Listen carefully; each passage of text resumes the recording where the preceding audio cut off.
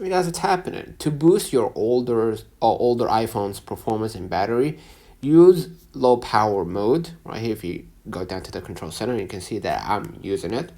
Right, turn on, turn off. Excuse me, location services for most apps. So go ahead to the settings.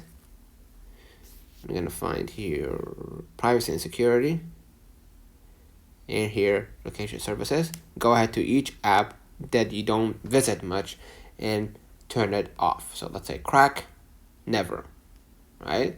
Camera, never, etc., etc., right? And you can also disable background app refresher, right? So what we're gonna do, go ahead to the general. I suppose that I can find it here. Yeah, background app refresher. And let me turn off the low power mode in order to disable it. Okay, and then just hit off. Okay, you can also use the dim screen feature on iPhone, right?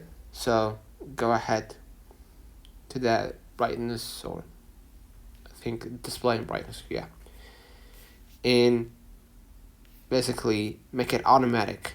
So when it's at night, right, when you're using your phone at morning, it will be light. If it's at night, you can use the dark mode, right? And yeah, basically keep your services or keep your device updated and clean any unused apps. Okay, so go ahead to the general software update, check if your iOS needs to be updated, and also delete unnecessary apps on your phone. So let me know in the comments if this video helped you. Don't forget to like and subscribe. And also there is another feature that I wanted to mention. One last thing. Right? You can reduce motion. Okay, and that will keep the battery between 20 to 80% for optimal health. If you want to know how to access it, go to the accessibility and find motion and just turn on reduce motion.